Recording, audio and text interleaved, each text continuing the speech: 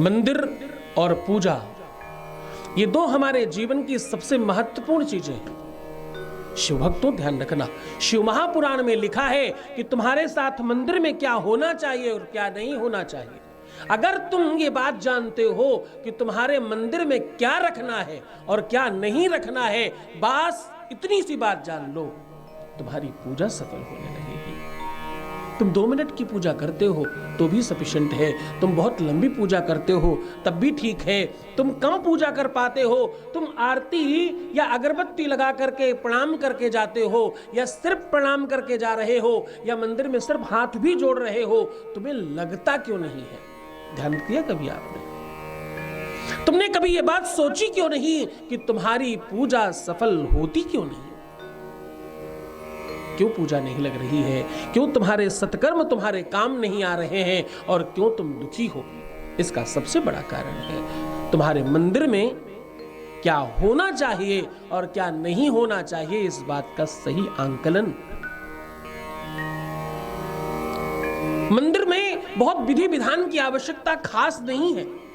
शिव महापुराण कहती है, बाबा की स्वयं की वाणी ये बात कहती है कि तुम्हारे मंदिर में अगर ये वस्तुएं हैं और इन चीजों को अगर आप हटा देते हैं, सिर्फ ये 2 बातें अगर आप पूरी तरह से जान लें तो आपके जीवन में सुख अपने आप आने लग जाएगा। ऐसा तुम क्या पाना चाहते हो? ऐसी कौन सी चीज है जो तुम्हें मिल सकती है ही नहीं? जरा बताना मुझे। तुम प्रेम चाहते हो, तुम संबंधों में, रिलेशनशिप में, अपने परिवार में खूब सारा प्रेम चाहते हो, तुम वैभव और संपत्ति और धन चाहते हो, तुम नौकरी चाहते हो, तुम अपने जीवन की वो कौन सी चीज है जो पाना चाहते हो? ऐसा कुछ भी नहीं है जो तुम्हें मिल नहीं सकता। नौकरी चाहिए, पदोन्नति चाहिए, उन्नति चाहिए, ट्रांसफर चाहिए, संतान चाहिए, शिक्षा चाहिए, आपको जीवन में चाहिए क्या?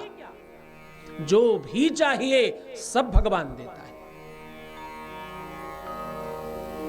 आपके मन में वो भाव होना चाहिए,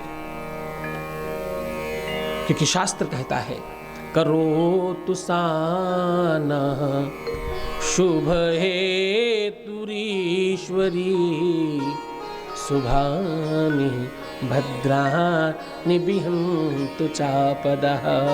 शुभता के लिए इन चीजों की आवश्यकता है। जैसे मंदिर में जब भी तुम पूजा करो तो दिया जलाना अत्यधिक आवश्यक है। तो दिया क्यों जलाना? दिया इसलिए जलाना क्योंकि दिया जलाने से तुम्हारी पूजा, तुम्हारी प्रार्थना भगवान तक सीधी पहुंचती है। दीपक साक्षी है ना, गवाह है दीपक। और ये दीपक सिर्फ दीपक नहीं है, ये दीपक अग्नि है। और अग्नि क्या है? वेद कहता है, विराट अग्निर्जायत। क्या है? भगवान का साक्षात मुख है अग्नि। तुम देवी जी का पूजा करो, हनुमान जी का पूजा करो, राम जी का पूजा करो, तुम कृष्ण जी का पूजा करो, तुम साईं भगवान का पूजा करो, तुम दुनिया में किसी भी ग्रह का अनुग्रह करो, पूजन करो, आपको क्या करना पड़ता है पता? स्वाहा आपको अग्नि में ही करना पड़ता है। क्यों? क्योंकि जब भी तुम कुछ खिलाना चाहते हो तुम मुख में खिलाते हो, और मुख अग्नि ही है। इसको साधारणतः समझ सकते हो। पहले वो डाकिये होते थे, एक डाकघर होता था, और हर डाकघर में एक बड़ा बॉक्स लगा होता था, और उस बॉक्स में आप जो भी डाल दें लेटर, जिसका भी एड्रेस लिख के डाल दें, वहां वो लेटर पहुंचेगा ही, इस विश्वास के साथ उस लोहे के बॉक्स में हम लेटर डाल देते थे। और पता है वो पहुंचता भी था। बिल्कुल वैसे ही आप अग्नि में जो भी स्वाहाकार करते हैं, जिस भी देवता के, देवी के नाम से, यानी एड्रेस सही लिखा हो तो वो वहां तक पहुंचता ही है। इस भावना से हम लोग यज्ञ करते हैं। उसी यज्ञ का छोटा स्वरूप है दिया जलाना। भो दीप देव रूपस्थम, क्या है? भो दीप देव रूपस्थम कर्म साक्षी हविंद कृत। हे देवता, हे मेरे पूजन के साक्षी, यावत कर्म समाप्ति स्यात् जब तक मेरा पूजा कर्म समाप्त न हो जाए, तावत् त्वं स्थिरो भव, तब तक तुम यहां जलते रहना। और ये सारी बात जाकर के भगवान को कहना। इस भाव से हम दीपक जलाते हैं।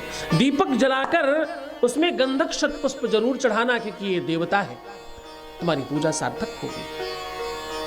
और किसी भी वजह से तुम दिया चाहे देशी घी का जलाओ, सरसों के तेल का जलाओ, तिल के तेल का जलाओ, तुम जैसे भी जला सकते हो। जो भी व्यवस्था है शिव महापुराण में, तो एक व्यक्ति ने अपने कपड़े जला दिए उजाला करने के लिए, और बाबा ने उसे दीपक मान लिया।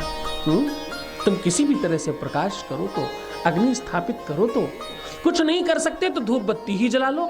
धूप बत्ती के पीछे कारण सिर्फ अग्नि स्थापन है, बाकी कुछ भी नहीं। किसी भी रूप में आपको अग्नि अपने पूजन में रखनी होती। और दूसरा एक सबसे बड़ा प्रॉब्लम जो आप सबके घरों में है, आप पूजन करते समय जलपात्र नहीं रखते। दिया तो कभी कदार जला देते हैं, धूप बत्ती अगरबत्ती तो कभी कदार हो जाती है, लेकिन जलपात्र तो बिल्कुल नहीं रखते। सत्य मानना, हम तो कथा भी करते तो जलपात्र रखकर बैठते हैं। हाँ, बिना जलपात्र के अग्नि और जल ये ऐसे साक्षी देवता हैं, इनके बगैर आपकी पूजा सफल नहीं होती। आपके घर में जो इलेक्ट्रीशियन आता है उससे पूछना, अर्थ और फेस दोनों नहीं हो तो लाइट नहीं जलती, प्रकाश नहीं होता। और कभी कभी तो अर्थ अगर खराब हो जाए तो पूरे घर में करंट आने लगता है।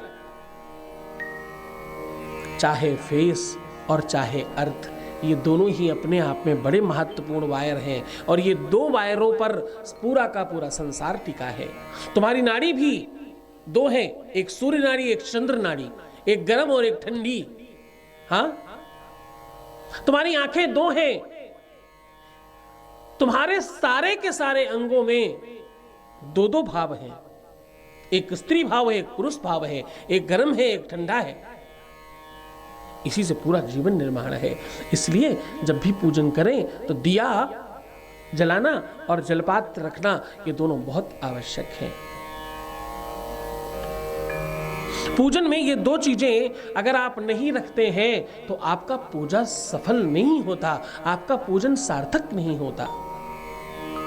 तीसरी बात, आपको जब भी आप पूजन करें, आप एक सेकंड के लिए भी अगर मंदिर में प्रवेश कर रहे हैं और आप प्रणाम कर रहे हैं, तो आपको आसन पर खड़ा होकर पूजा करना चाहिए। मंदिर जा रहे हो तो आसन की जरूरत खास नहीं है, क्योंकि वो अचल स्थापना है। तुम्हारे घर में जरूरत है, क्योंकि यहां अचल स्थापना है। यहां पर भगवान आते और जाते हैं। जैसे ही तुम आसन डालते हो, वैसे सुनिश्चित हो जाता है भगवान का बाहर है ना। तुम्हारी बात सुनना, तो आसन डालकर ही पूजा करना। चौथी बात, तुम में जो भी सामर्थ्य हो उस हिसाब से भोग जरूर लगाना। क्यों करना ऐसा? भगवान कुछ नहीं खाते, भगवान तुम्हारा भाव खाते हैं। भाव तुम्हारा जो विचार है, तुम्हारा जो भगवान के प्रति श्रद्धा और विश्वास है, परमात्मा को तो बस उतना ही चाहिए। लेकिन ददाति प्रतुगृह्णाति नान्यथै सा प्रसीदति, जो तुम देते हो तुमको वही मिलता है। तो भैया भोग देना, ताकि तुम्हारे घर में अन्न और धन बना रहे बराबर। और एक बात, सुगंध तब कीमती होती है जब वो फिजाओं में फैलती है, उसकी कीमत तब बढ़ती है। शीशी में बंद पड़ी है तो क्या ही उसकी कीमत है, क्या पता कौन है ये। जब वो बाहर आती है तो अपने मंदिर को थोड़ा सुगंधित रखना, अपने मंदिर में अच्छी और अनुकूल खुशबू बढ़ाए रखना किसी तरह से। ऐसा करने से परमात्मा की कृपा अच्छे स्तर पर मिलती है। मंदिर साफ रखना, मंदिर की व्यवस्था अच्छी रखना, मंदिर को अपने जैसा समझना, पूरी व्यवस्थाओं का पूरा अच्छा संचार करना, ये सब तो करना ही चाहिए। अब एक बात, क्या नहीं करना चाहिए उस पर भी थोड़ा ध्यान दीजिए। शंख को हमेशा लोग उल्टा करके रख देते हैं। उल्टा मतलब एक तो उसका मुंह होता है जहां से आप बजाते हो उसे। हाँ देखो मैं बताता हूं आपको, ध्यान से समझिएगा। इस प्रकार से शंख होता है, आप देख पा रहे होंगे ये शंख है। हाँ? इस पे थोड़े कलर हैं तो आप शंख की आकृति आप जानते हैं। एक होता है शंख का मुख, यहां इसको मुंह में लगा के बजाते हैं। फिर दूसरा होता है ये वाला हिस्सा जिसको हम ऐसे हाथ के बीच में रखते हैं, ऐसे आप देख पा रहे होंगे मेरे ख्याल से।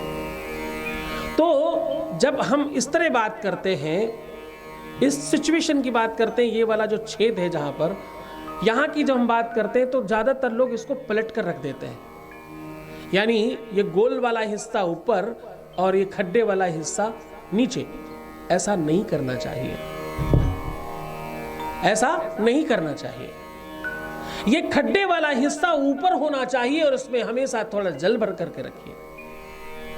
शंख उल्टा रखने से आपके घर की लक्ष्मी चली जाती है, आपको कर्जदार बनाता है ये शंख, आपको आपके घर में रोगों की बढ़ोतरी का सबसे बड़ा साधन है। और ध्यान से समझना शिव भक्तों, शंख कोई और नहीं, ये लक्ष्मी का सगा भाई है। इसलिए घर में शंख होना चाहिए और घर में शंख सीधा होना चाहिए।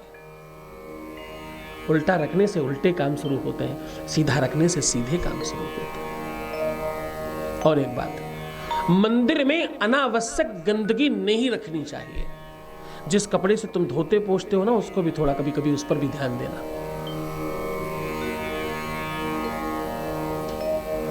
मंदिर कभी भी बाथरूम इत्यादि के बराबर में नहीं बनाना चाहिए।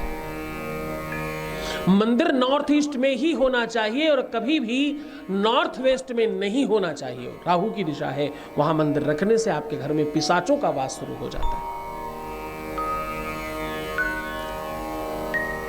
बहुत अधिक मूर्तियां रखना, बहुत अधिक तस्वीरें रखना, बहुत अधिक भगवान रख लेना मंदिर में बहुत अच्छा नहीं माना जाता। हम उतनी ही चीजें रखें जितने को बहुत अच्छी तरीके से संभाल सकते हो। मेहमान उतने ही घर में अच्छे हैं जिनका स्वागत किया जा सके, जिनका सम्मान किया जा सके। मंदिर में शंख घंटा होना चाहिए, पर शंख और घंटे टूटे नहीं होने चाहिए, खराब नहीं होने चाहिए। शंख और घंटा होना चाहिए लेकिन बहुत दिनों तक रखा नहीं रहना चाहिए, उसमें बजते रहना चाहिए। जय शब्दम नमः शब्दम शंख चक शब्दम चकारयेत, ऐसा वेद कहता है। और हां, मंदिर के अंदर जहां आपने मंदिर बना रखा है वहां पर कोई भी ऐसी, जैसे जनरली ज्यादातर लोगों को देखा गया है कि वो मंदिर की सामग्री, मंदिर के फूल पुष्प वहीं उतार कर वहीं रख देते हैं। ऐसा नहीं करना चाहिए। निर्माल्य है ये, निर्माल्य में बहुत सारे ऐसे श्रापित देवता हैं जो वास करते हैं, बहुत सारे गंधर्व और किन्नर वास करते हैं, बहुत सारे ऐसे शक्तियां और देव हैं जो उसमें वास करते हैं। उनको मंदिर के अंदर नहीं रखना चाहिए। बहुत सारे ऐसे नर हैं जो श्रापवश अपने जीवनांत के पश्चात उसी निर्माल्य में वास करते हैं। तो ध्यान रहे, इस निर्माल्य को मंदिर के अंदर नहीं रखना है। अगर ये सब कुछ तुम बहुत नियम और बहुत पद्धति के साथ करते हो तो तुम्हें कहना पड़ेगा मेरा हर पल हर क्षण शिवमय हो रहा है, इसीलिए सुखमय हो रहा है।